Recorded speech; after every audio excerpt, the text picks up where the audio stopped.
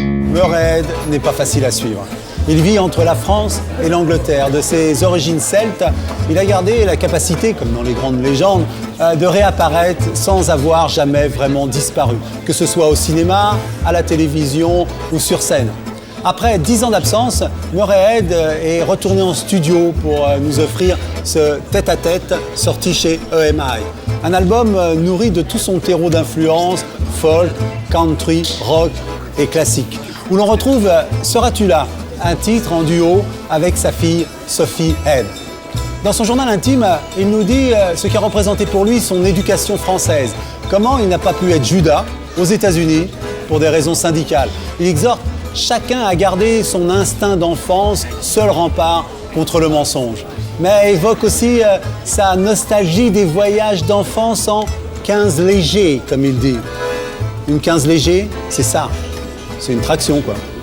Mes parents étaient des franco-fous, des vrais franco-fous. Ils étaient obsédés par la France. Mon père, il avait un 15 léger, Citroën.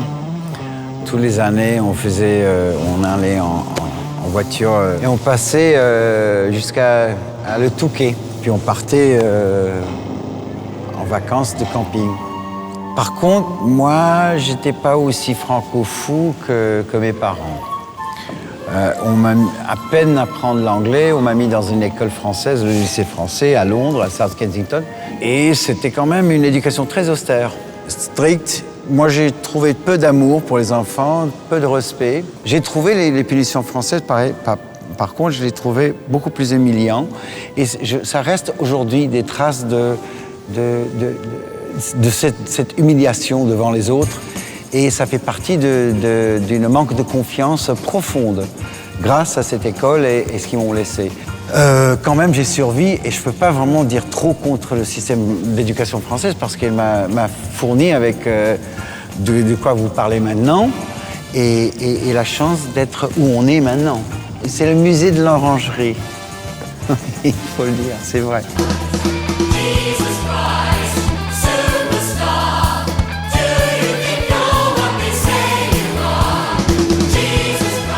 En 1965, j'avais un deal déjà avec EMI. Ils m'ont filé un apprenti réalisateur qui s'appelait Tim Rice.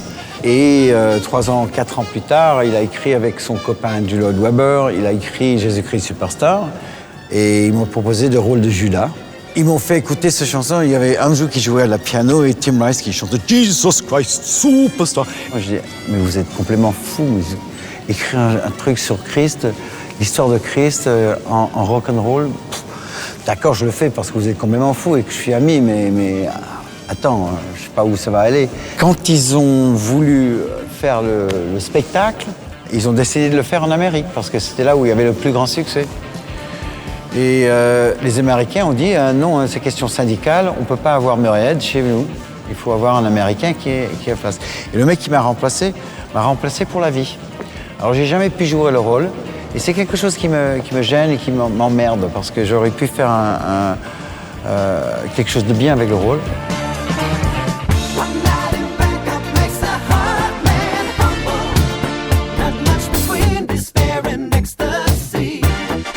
Quand j'ai fait One Night in Bangkok, c'était retour aux comédies musicales, c'était Tim Rice encore. Il était en train d'écrire une comédie musicale avec ABBA.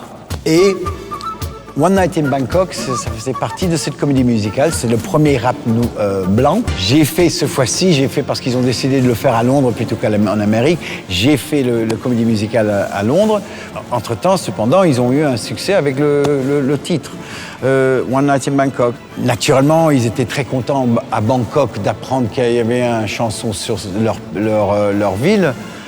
Mais finalement, il y avait quelqu'un qui a traduit les paroles pour le roi de Bangkok, où il a compris que ça parlait pas bien de Bangkok, ça parlait de tout ce qu'il y a, gentiment, mais de tout ce qu'il y a qu'on nous offre là-bas. Alors le roi était fâché, il a dit que, en tout cas, Murray va pas le droit de venir dans mon pays.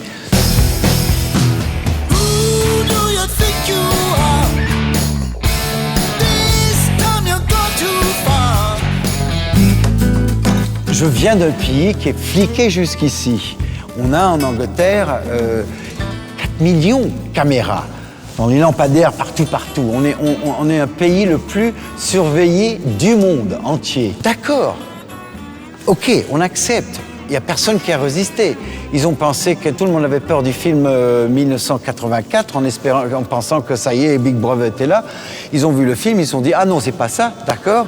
Et 1 an plus tard, on a eu les caméras partout. On a Big Brother. Bon, ok, fliqué. La paranoïa, ça provoque encore de la paranoïa. On ne peut jamais surveiller assez.